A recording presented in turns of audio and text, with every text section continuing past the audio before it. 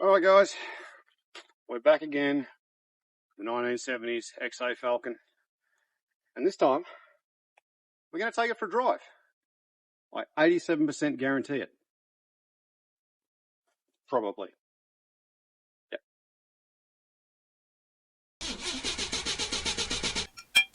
Oh, come on.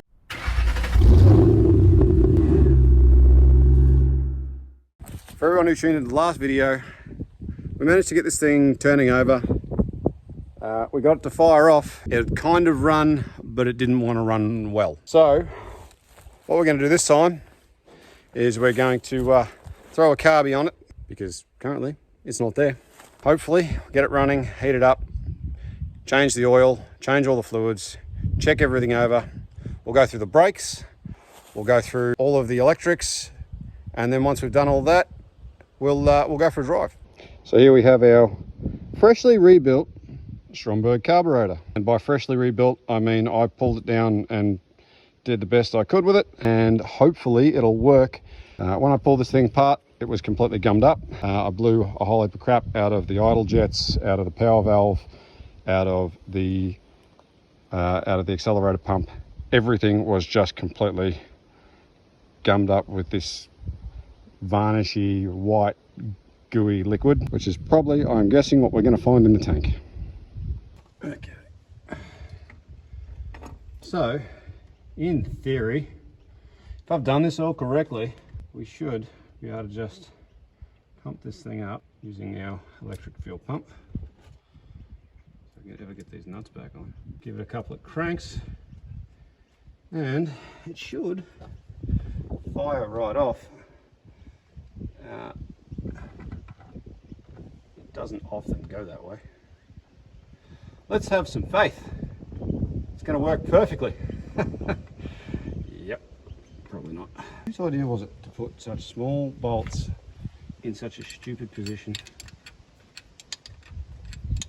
I don't know if there's a way you're supposed to tighten these down, but I'm doing this one first because it's the easy one. And then we're going to do this one because it's not the easy one. And it's in a stupid spot. These are 11mm bolts. Because old Fords, they are in fact 11mm for you, those of you playing at home. Okay, so that's now tight.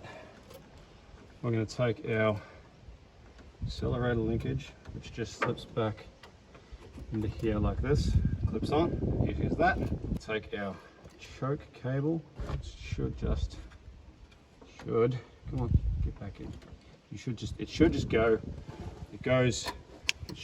just go right back in here. Yeah, right in, there you go. That feels wrong. Yeah, that's good. Sure, good enough. Well, I'm going to come back and do that properly. That's the vent back to the car. That is vacuum advance on the distributor. And that is our main fuel supply. I really should replace this too while we're going, but we won't. We'll just say it's good enough. For now, I just want to make sure that this thing is actually going to run somewhat okay. Go and check the choke in the car. Did that move? Because the choke in the car was still on. Just enough to be annoying. That looks good, right? Thanks. I appreciate your input.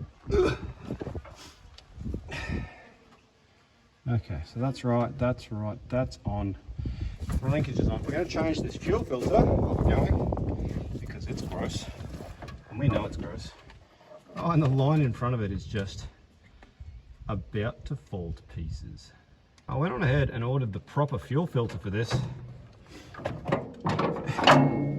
because that would be the smart thing to do. And then it would turn out that there is a several week wait on it. I'm just going to go with one of these clampy jobs because it's better than not having one at all. Back into there, and please don't leak. That'd be good if you didn't leak. I'd appreciate it. I think it's going to leak. Okay, so that's that done. That's right, fuel filter's been replaced. We have fuel in that tank, I am sure. If we hook up our power, yeah, we're getting fuel through. I can hear fuel going anyway. Yeah, that's working okay. I'm not sure why the pump hasn't stopped yet.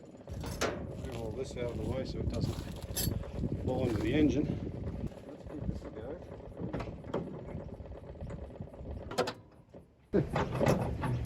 Nothing, the battery is badly connected. Bad ground. Can you calm down, fuel pump? The battery can't be flat, just charging. It's not playing. So it's doing the same thing that started to me last time, where it just didn't want to turn. It's got to be a bad connection.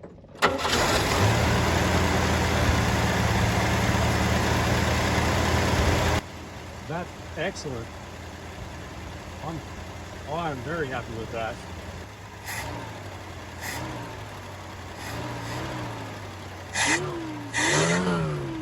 And it sounds really good. It sounds really healthy.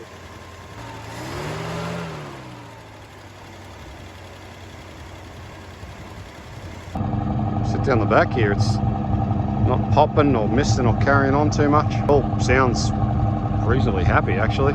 Old oil's probably not great, so we'll get rid of that. I'd like the idle a little lower maybe, but I might just have to turn that idle screw out a little bit. Alright, I've thrown the air cleaner on just because it's a little bit dusty, but we're going to just turn this idle screw in. So I just want to bring that idle down a little bit. Not a huge amount. And about there. Because then once it warms up, it should hopefully idle down anyway. Alright, we're already coming up to temp, which is nice. We'll let it get a little bit warmer and then we'll lift her off the ground, we'll pull the oil, drop the oil, and we'll have a quick look at the front end while its wheels off. Just one other thing to check while we're going is it charging? At the moment, it does not. It does not appear to be. So I think that alternator might be no good. Although, playing with that wire, a little bit. Okay, so it's not dead, but it's not good. It's usable for now. It would appear, however, that our radiator cap might be no good. That overflow is going. Alright, we'll jack it up off the ground a little bit so I can get under it. Really, I can probably get under it without. Where are we going to go off? The main rail there. Just use that, I guess. That'll allow me to get inside off the ground. Right down to a jack stand. What suspension travels in this? It's ridiculous. That's not good.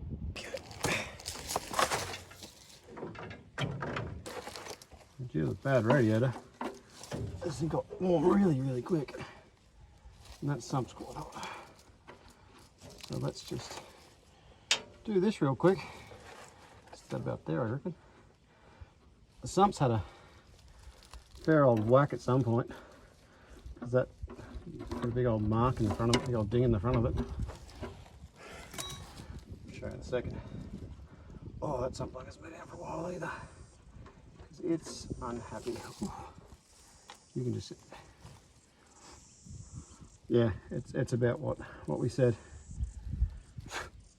Very old, kind of greeny. Just generally not great. But that's okay.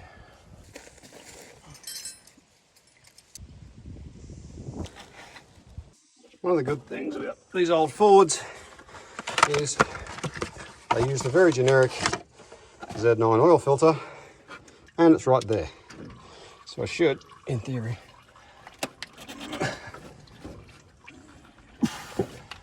be able to turn it off by hand, which I can, but it's been on there a while, so it's gonna fight me a little bit.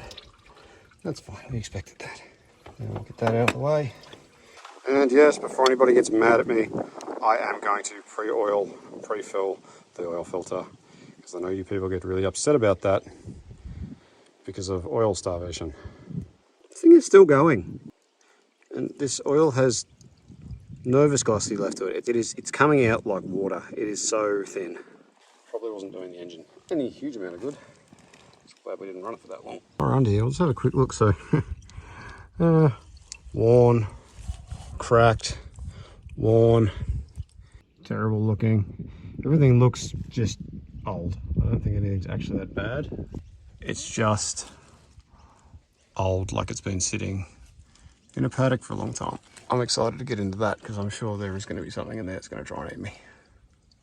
And by the looks of it, engine is leaky, gearbox leaky, and if you look way down the back there, the diff is also leaky. So we're going to have to check all that while we're going. I don't know that there's any fluid left in any of it. The brake lines look good, so that's nice. If only you knew. We'll take that. New filter, nicely pre-oiled. I've already cleaned the surface, don't stress. Just gently turn that on by hand.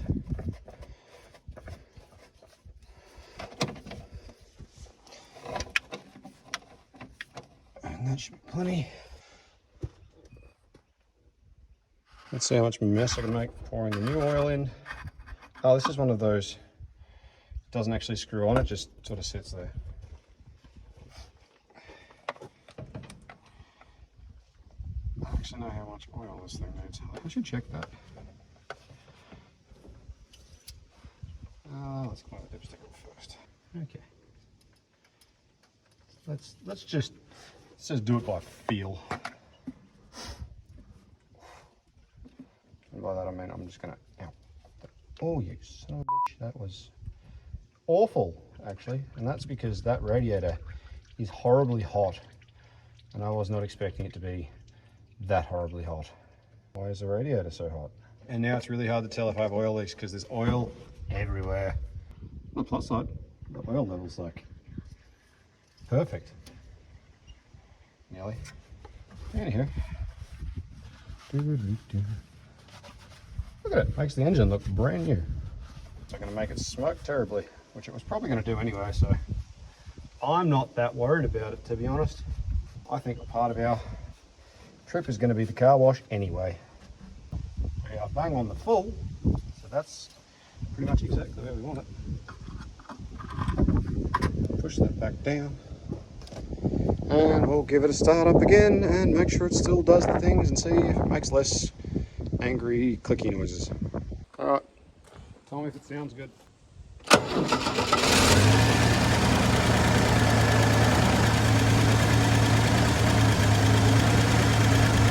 Okay, so in here we have no warning lights. We're at a quarter temp, and the throttle response is actually, that's actually really good. I wonder if we have gears. I don't want to test that yet, because if we have gears and no brakes, we're going to roll down that hill. And I really don't want to slam it into park. Let's just try. Oh, we have reverse. Oh, and we have brakes as well. Okay. The brakes are spongy, but they're there. That'll be probably one of our next things to check. We have a drive. Oh, yes, we have drive. We very much have drive. Okay, excellent. Well, that's good. That's better. All right, on to the next thing. I'm just going to pop this master cylinder off and see what it looks like. Oh. It looks like tar. Excellent. That's gross. So that obviously hasn't been changed for a very long time. We have to address that. And while we're at it, we might as well see what these brakes and bearings look like.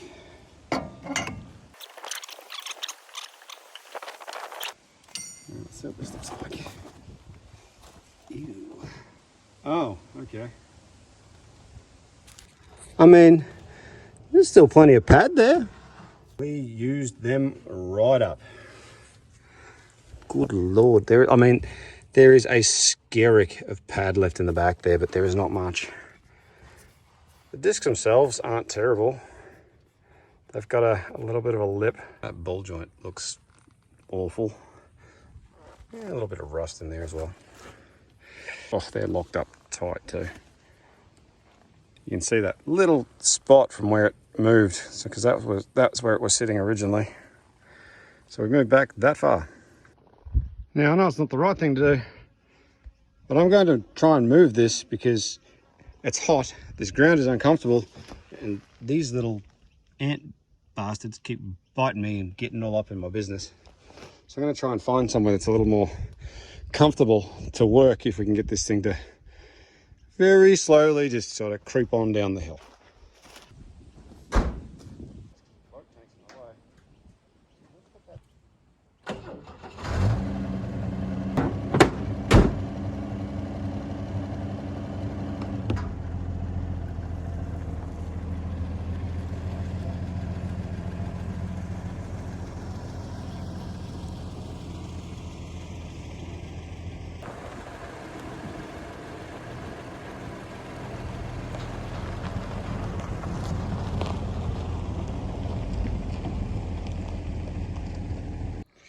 Okay, so we're gonna deal with this brake fluid and these brakes, which I've been avoiding because I hate brakes, and I think everybody really hates brakes. It doesn't appear healthy. So we're gonna get that cleaned out, change it over for new fluid, and do the next bit. Now, if you work on cars semi-frequently, I cannot recommend one of these things high enough, because it just gives you the ability to do a heap of stuff without needing a second person. So for example, we can drain out all this old fluid straight back into this bottle, and there is all of our nasty gross brake fluid. Now the idea is that I can refill this reservoir with good fluid that is not gross and is not the consistency of tar, and then we can use this to flush the lines through without upsetting the system too much. And because we know we've already got some brakes, I don't want to mess with it too much. So this is the better way for me to do it, I think. And yes, I'm choosing this time I'm using power tools, even though the socket is the wrong size.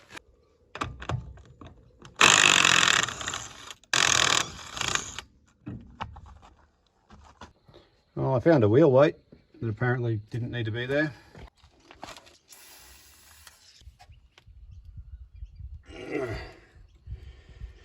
Okay, that's loose enough. It's moving, so that'll be fine.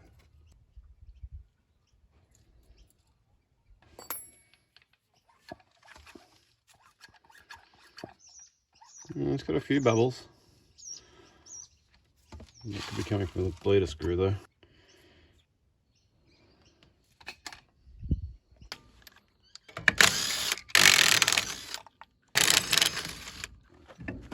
Anyhow.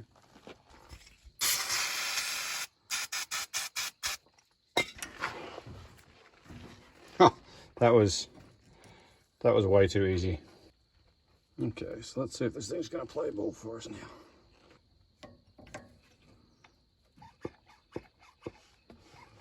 A lot of bubbles. Lots of bubbles. Well, it's taking a bit, but finally starting to move some of this fluid, which is gross. And because it's so thick, it doesn't really want to travel the lines very well, which meant I had to put grease on the fitting just to try and stop it pulling air from anywhere else it could. You can see it's slightly coming up the line now. Something interesting to note, I've just been cleaning up. These still have the original rivets, which means these are probably the original ball joints. Grease is just caked on this. Don't replace the ball joint, just keep pumping it full of grease, it'll be fine. Here's something I haven't seen. These were no castle nuts, these are held on with wire that ties through these holes. You want to know if that's factory? I haven't come across that before. Like the bottom one has the same thing, So is it supposed to be like that? I don't know. I've never seen it before.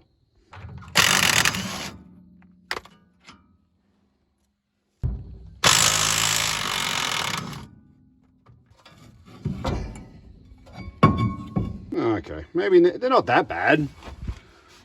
Like they're not great. They could definitely be worse. Nice that hub spins now. Look, I'm almost not even worried about those bearings that much.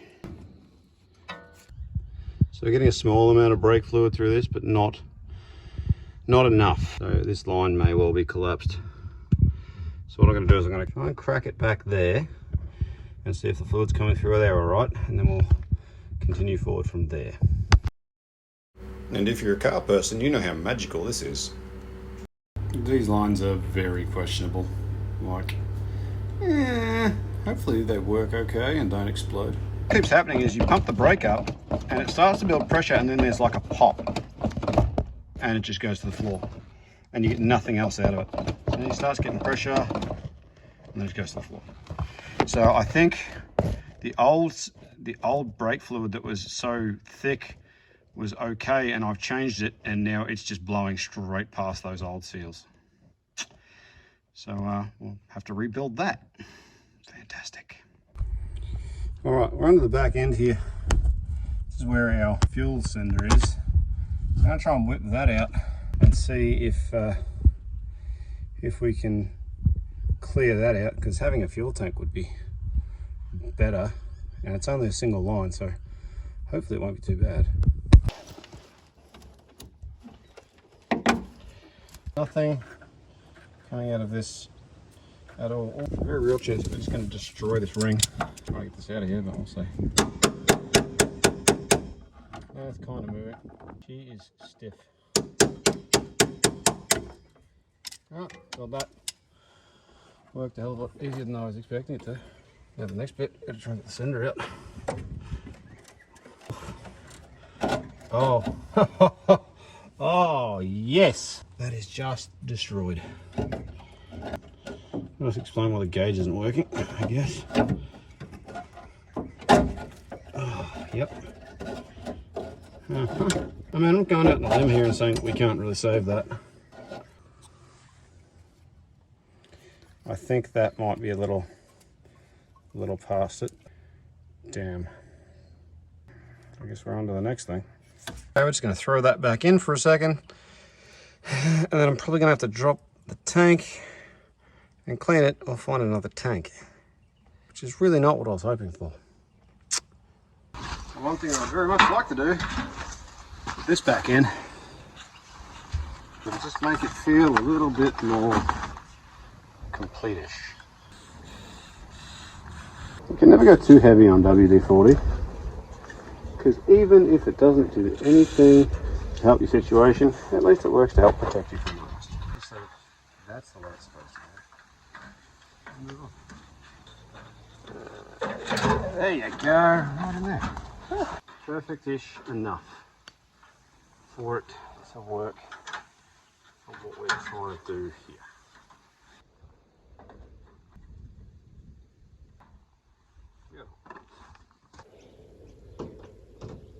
Anything?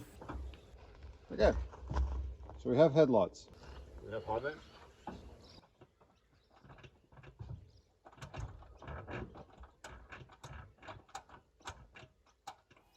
Apparently not.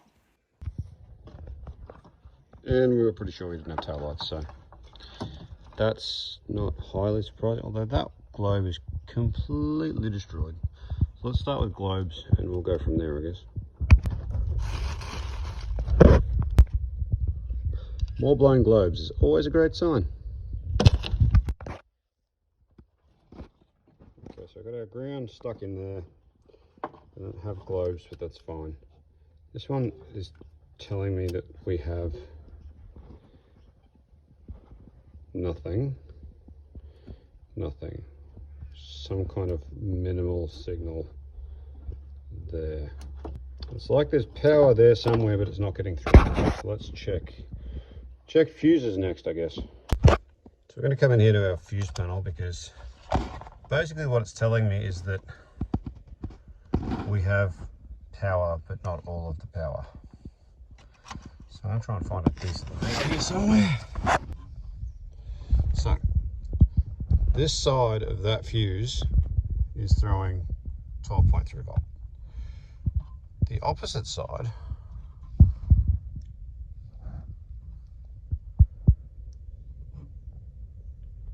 is giving me all kinds of readings, and that could be enough intermittently to take out our tail lights. So we'll try replacing that fuse and we'll see if that's going to help. Okay, so we've been in, we've had a play around with the fuses, and we get now, oops, that was anticlimactic. So that one works, and that one works, and these work. So that's good.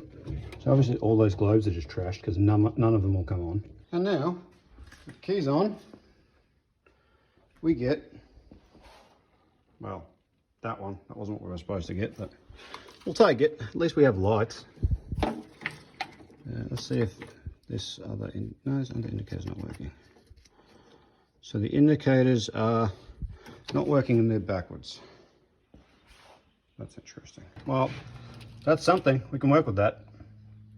Okay, so the brakes would not bleed. I could not get them to let fluid out.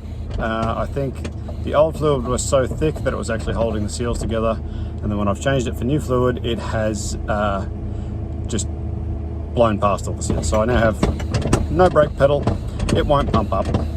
So I'm going to need a kit for the master, and possibly brake pads and everything else that's going to go along with this. So we'll go grab all that. But I said at the start here we would take this thing for a drive, and I like to be a man of my word, so let's go for a drive.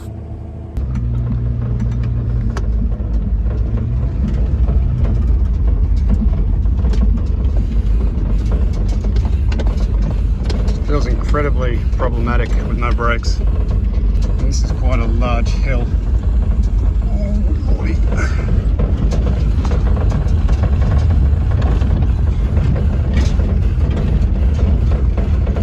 Kind of, if I pump the brakes right up, kind of get them to start to engage, but they are just unhappy. But for the moment, it runs, it drives, it does some of the stuff it's supposed to do. The real question is, does it run better?